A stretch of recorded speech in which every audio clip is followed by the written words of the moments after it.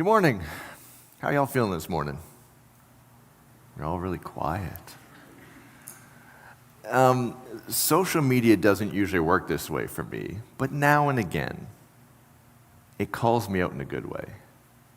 Anyone have one of those moments where you read something and you're like, oh, that was for me today? I don't know if you have this propensity, but if I'm watching a movie and I see a character, I want to know where that character is from. So I'm the guy watching the movie with IMDb open on my phone, and I'm searching, that's right, they were in that movie, and remember they played that character. So I'm a lot of fun at the movie theater, right? But we were watching this movie called Blackbird. It's a miniseries. Anyone see Blackbird? Oh, this is my gift to you today. Watch Blackbird. For no other reason than one, this character. Can you show the main character? His name's, what's his name? Paul Walter Hauser. He's the character on the left there. He's right there. He is so freaking good. His blotchy face and his little squeaky voice and how he moves his tongue, he is the creepiest serial killer / rapist you will ever see. We're literally pausing the movie going like this, like, oh, that guy is disturbing. He is so good. So again, I went online. Where do I know him from? Oh, he's from Cruella. He's also from Inside Out 2. Now, of course, you know what happens when you search something. Google now thinks I'm his biggest fan. Anything that happens in his life, I get notification for. And this is where it hit me. This is the thing that came out and slapped me in the face. You see, he was in an interview, I don't actually know how long ago, for Inside Out 2. That came out a couple months ago, right? Yeah. Thank you. He was in an interview promoting that, and he said this line. I don't actually know where it came from, but someone said, hey, your work in Inside Out 2 reminds me of Vin Diesel's work in Guardians of the Galaxy. Anyone see Guardians of the Galaxy? He plays this character where he just grunts. His name's Groot, and all he does is says, Groot, I am Groot. That's Vin Diesel's line. And this is what Paul Hauser, or Walter Hauser says. Can you throw that up for me, friend, when you have a second? What was that? Sorry, I probably didn't have my notes very clear, and I'm jumping around, so they're frantic in the back trying to figure out where the heck I am. He says something along the lines of, please don't say that. I like to think I'm on time and approachable. You remind me a lot of Vin Diesel, and this is his response. Please don't say that. I like to think I'm on time and approachable. Ouch. Sorry, I love people, but when I hear stories about Hollywood actors who get paid really well and mistreat people, I out them constantly. It's a blast. Anyone thinking this guy's a bit of a jerk right now? Okay, but that's not the part. So clearly, not his best moment, right? I don't know why he does this. I never try and make arguments based on people's motivation, but it kind of seems like he's just trying to make people laugh at Vin Diesel's expense. And then he comes back, and this is the part that kind of got me, it grabbed me, not because it was good, but because how bad it was, and how it would be something that I probably would want to write. This is his apology to Vin Diesel. Can you throw it up when you have a second? A few weeks back, I made a random comment about Vin Diesel.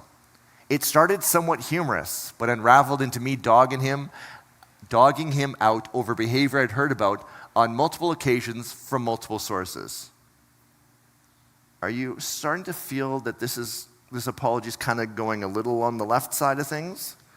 No, I'm sorry I did it, but there's multiple sources who on multiple occasions said this is how he is. Can you throw the next slide up for me? I'd done a night shoot on Friday, gotten 1 hour sleep, and then flew to LA from Atlanta at 6 a.m. to do a full day of press for Inside Out 2. I was exhausted, and in my fatigued state, I shot my mouth off and made a careless, needlessly mean-spirited comment. Wasn't my fault. I only had an hour's sleep. Has anyone seen this apology kind of just getting worse and worse? It's not, hey, I'm sorry, I screwed up. It's, okay, but multiple sources, like, come on. And I was really, really overtired. Can you throw the next one up for me, Fran? Just here to say that I'm sorry for having made that comment. I do indeed get riled up by some of the behavior I've witnessed or heard about, and outing people to any extent can feel momentarily satiating. Okay. Next slide for me. I no longer feel that way, and I'm genuinely sorry for shooting my mouth off and not showing love to Vin, who I do not know and have never met. You know, Justin Trudeau, his breath smells. How do I know that? I don't know. He's made it up. Never met the guy. Never talked to him. Right? That's what's going on here. He's literally making stuff up from rumors. And then calling someone out based on rumors. It isn't fair of me to make judgments of that kind. And even if some of these things turn out to be true, this has got Vince written all over it. It's mean to shout them out and playfully attack. On a scale of 1 to 10, who thinks this is a top shelf apology? Who thinks he can do some work on this sucker? Now here's the problem. Anyone see some of themselves in bits and pieces there? You know, me and my wife are having an argument. I start to raise my voice because I'm getting passionate. What do I say? I don't say, hey, look, that's my stuff, not your stuff. I say, you triggered me. Right? I'm pointing at her. She's looking at me going, I did not trigger you, dude. Right? I wasn't following too close. You cut me off. How much of our lives is like, no, I didn't screw that part of the project up. It was you. My work was based on you. Isn't that what Paul Walter Hauser's doing? I can blame everything else, but not me. That's the part that got me. Because I could feel in his half-ass apology things that I was thinking. Hey, I had a stressful day. Hey, I'm in a hurry. Hey, that's not an area that I'm really good at. Blame, blame, blame. But not blame. I was thinking maybe this is a newer phenomenon. Then I started reading, again, from our tradition, stories that are probably 3,000 years old. Anyone ever heard of the story Jonah and the Whale? Give you a quick overview. There's a story set, I think it's a fictitious story. If you think it's true, totally fine, but it gets tricky. There's a guy named Jonah and a character named God, and I'm going to use the word character very deliberately. Because the author says the character God wants to kill every man, woman, and child in Nineveh, including the animals, actually, that's listed explicitly. The character God wants to genocide an entire population. Okay, that's tricky, but let's just put it in the context of story. The character God sets that up because they're not doing something right. And so the character God says to Jonah, go tell them they're not doing something right, so they fix it. That's how the story is set up. And Jonah says, screw that. If they're that way, I'm going that way. And he takes off, hops on a boat, heads the opposite way. Well, this pisses off the character God. So what the character God does is they bring out this huge storm that's going to destroy the boat. Everyone in the boat's going to die. There's a lot of death in this story. I'm sorry, folks. We got genocide, we got killing. Anyways, they're in the boat, all the people. The sailors are going to die, all the other passengers are going to die, all because of Jonah. And so what they do is they draw straws to see who pissed off the gods. That's how they did it back then. Jonah gets the short straw. He's like, okay, throw me overboard and everything will be fine. Again, more death. So they throw him overboard. They're like, screw this, it's us, it's you or us. So they throw him overboard. As soon as he hits the water, storm goes flat. They're fine. Jonah's now in the ocean. And the way it's called Jonah and the whale, a whale comes up, swallows Jonah whole.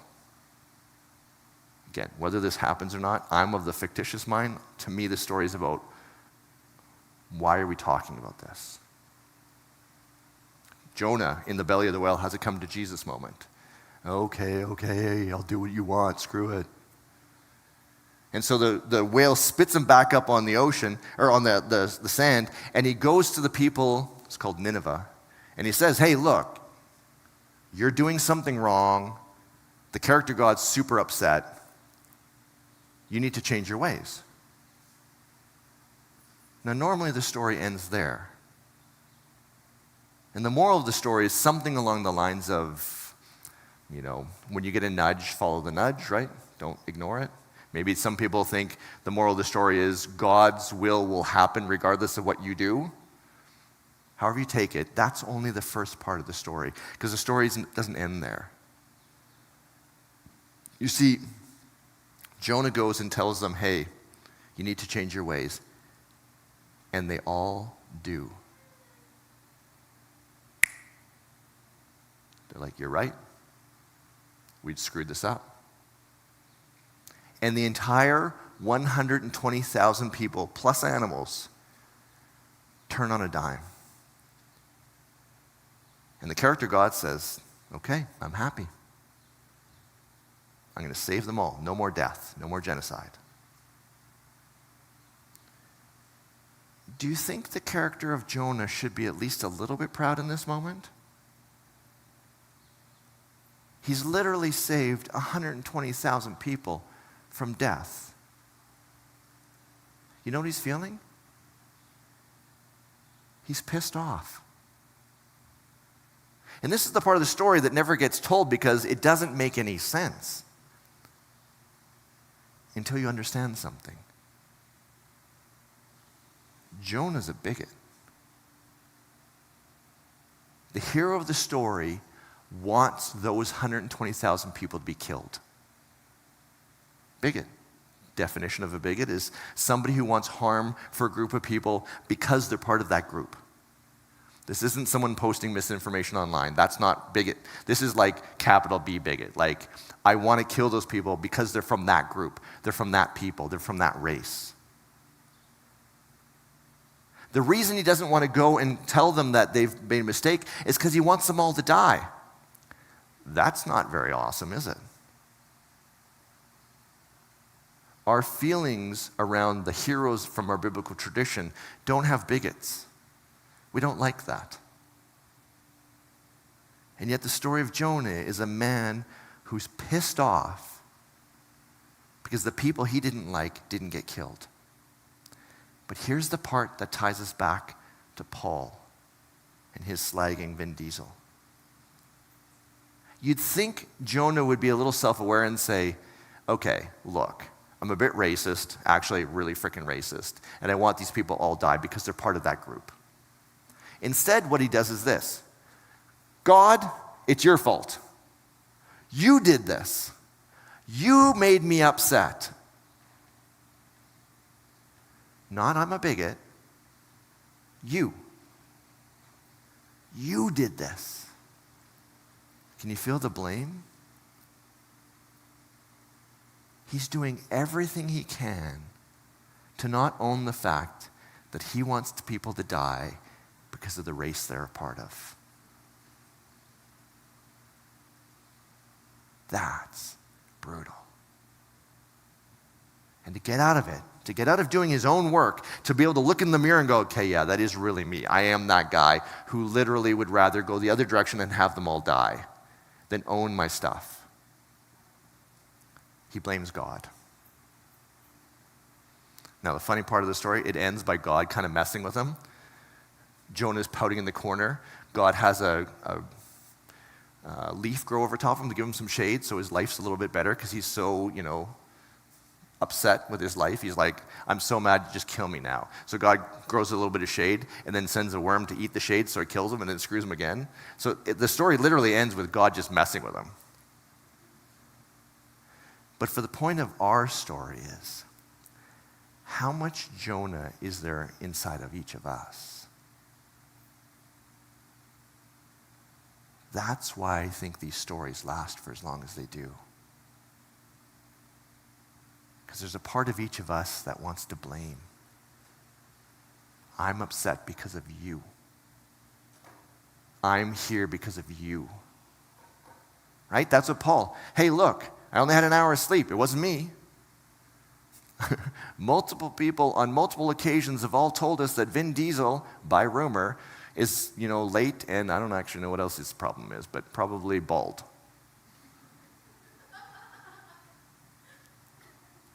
Do you see the Jonah in him? What if you would have just said this, hey, look, I made a stupid comment for stupid reasons. I'm sorry. I shouldn't have said that. It was rumor. I had no basis in fact. That's not how I want to be. Would that have been a better apology? And yet there's something inside of me when I'm in the middle of something, when someone cuts me off or does something I don't like, I don't want to own my stuff. I want to Jonah. You did this. It's you. You made me feel this way. You made me act this way. This message didn't actually start with Walter Hauser's half-ass apology. That was a piece that kind of was like, it's right there. It started for me in the last series. We talked about relationship, right? I was reading a book called Attached for that series. And at one point in the book, the author said this: there's people in relationship, there's secure people, and there's insecure people. That's how they organize it. They said secure people, when a relationship ends, will point at the other person. It was them. They didn't do this. They did this. A secure person owns their part. I looked back at my divorce. Not what I said in public, but what was going on inside of my mind. I was Jonah all over the place. She, and then this, and then that. I didn't want to own my stuff. I wanted to blame. It's over because of them, not me. Anyone feel a little of that inside? When you realize there's a bit of Jonah in there, you're like, ugh, that's not my best moment. Now, some of us will do something a little bit different. I just want to take a quick aside. Some of us, instead of blaming other people, will blame ourselves, but we're not actually blaming ourselves. We're blaming a construct. Brené Brown calls this shame. Can you throw the quote up for me about her definition of shame, please? She says, shame, according to Brené Brown, the intensely painful feeling or experience of believing that we are flawed and therefore unworthy of love and belonging. The core of this says it's not I did something wrong, it is something wrong with me. I am wrong. I am flawed. The reason this relationship didn't work is because I'm unlovable. It's not looking at something that can be fixed. It's not looking at behaviors. It's looking at ontology, who we are. If shame is where your brain goes instead of blame, it's just a different kind of blame. And I'm going to highly recommend the book, The Gift of Imperfections by Brené Brown. If your brain is naturally wired this way, probably it happened very, very young, that book is worth a read. That book is worth 3 reads.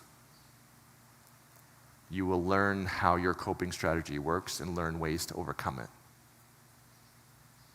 You will be able to go from blaming that construct, that thing that's unlovable inside of me, and go, okay, what is my part? So, question for us. If blame is connected to attachment, at least in part, Could it be that we don't want to take responsibility because we think it causes problems relationally? I actually think it's the opposite way. The other day I was driving from here. I actually came out of the parking lot. I was heading towards Sunterra to grab a pie. If you like Saskatoon pie. As I'm driving out, it's the end of the day, some guy comes flying through the stop sign, doesn't even slow down, right in front of me. I am on the horn, first on the brakes to not hit him, on the horn, expressing with loud voice what I think of their driving skills. And the guy just turns and looks at me and goes like this, "I'm so sorry." I'm like, "Oh, okay, now I'm not mad anymore." Do you see how it down-regulates? Blame creates a threat response. You can feel it. If I say to you, "It's your fault," you can feel like the intensity of like, "Holy, I know him. It's not his fault. He's perfect." Don't shake your head like that. His wife's, of course, nodding. When we blame, we create threat. And threat is responded to in one of three ways. We fight, we run, or we freeze. There's a new one called fawn, but that's a funny one. If I blame you, what do you want to do? Do you want to blame me? You triggered me. You were being an ass. Can you feel that? When we blame, it just escalates. Or it'll be like, "You did this," and the person just takes off or just shuts down. If you read through Paul Hauser or Walter Hauser's apology, he's doing all of that. First, he's attacking Vin Diesel, saying, on multiple occasions, by multiple sources, we all know that he's made a mistake, right? And even if I, shouldn't have called it out, we know I'm right. That's the fight. His fawn is, "We love you, Vin Diesel. You're the best."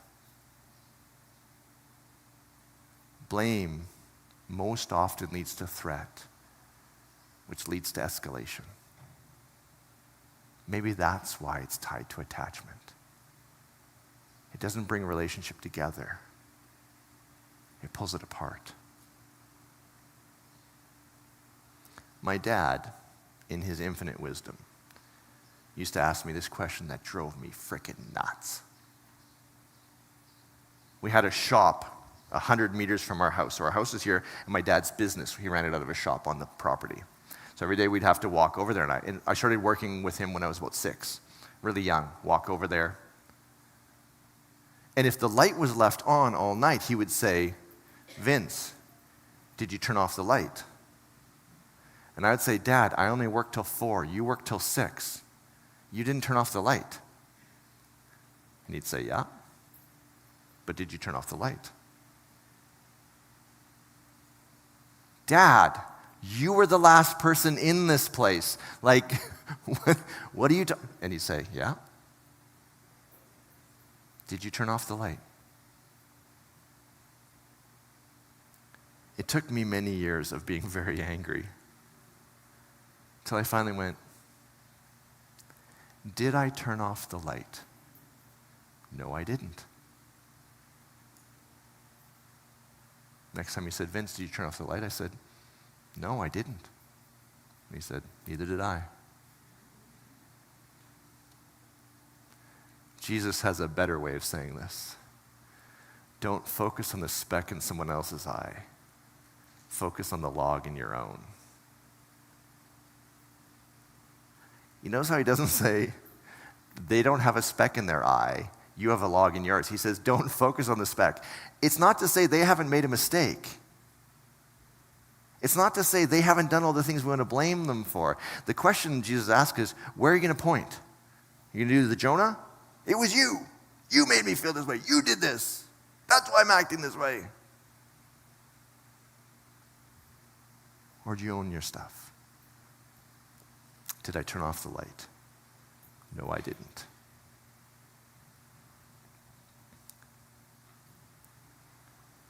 Can you feel a level of resistance to that line? Don't you hate it when your parents are right about things My dad was trying to say, Vince, own your part. No ifs, no ands, no buts. I didn't turn off the light, but you were the last person. No, I didn't turn off the light. I was following too close. I haven't worked on my stuff, and so I'm super easy to get triggered. My attachment wounds, I'm telling you folks, I've worked on them for years, and every once in a while they're still right on the top, the smallest little thing, and I am just flipping out. You never, you won't, that kind of business. I could say it's my friend's problem. They made me feel this way. Dad, you were the last one out. You didn't turn off the lights. I think what this message says is this. Own your part. Fully, completely, without pointing at the speck in their eye. What if that's the spiritual practice for today? Hey, friend, when you have a second, can you throw up the relations slide for me, please? We have this model. It says this is kind of how our lives work. See that part where it says I and them, the bottom section? We wrote it separate like that because it's oftentimes I against them. I blame you, you blame me, we fight. I blame you, you blame me, we leave each other. I blame you, you blame me. It escalates. When you go up a level, the we, you go, no. I own my part. And if you want to own your part, that's your business. Mine is owning my part. Today I'm asking, where do you need to own your part? Where do you need to have the fight that doesn't say, pulling a Jonah, you. No. I've been oversensitive. I haven't been working on my triggers. I haven't been doing good self-care. I screwed that up. The number of times I start with saying, babe, I didn't handle that well. Babe, I didn't handle that. I should have a t-shirt with that on it. I didn't handle that well, and I didn't handle that well, and I didn't handle that well, and I'm sorry. I was driving too close. I have been under too much stress, and I have been not backing my life off so I have balance. I have been shut down. I have been disconnected. That's my part. What would it look like to be in the world that way? That's taking water. That's we. May we focus on the log and hope the speck takes care of itself. If this is of any value to you, come tell me. Tell me where it is. Tell me the apology you half-assed. Send me an email. If you have an objection, hey, I don't like this. What about this situation? Send it to me, Vince at Friend Church. I wanted to end the service differently today. Oftentimes you hear my voice, but someone said in the program meeting, but you're not funny, Vince. It's true. What I said is, I talked to Alessandra and the band. I said, tell me songs you guys have written about owning your stuff, owning your mistakes, owning the parts of you that you haven't handled well, as a way for us to hear that song so it becomes ours. The one has been in my head. It's called Bright Blue. It's literally been in my head for 3 weeks straight now. To me, it's a song about handling our own mental health. Not saying, hey, I'm having a rough day, therefore I get to. No, that's the Jonah part. You did it. What do I need to keep my mental health in a healthy place? I encourage you to approach these songs as singing. They're going to sing them as I. Hear them as your song. Hear them as the part of you that you need to own and you need to work on. Have a great week, everybody.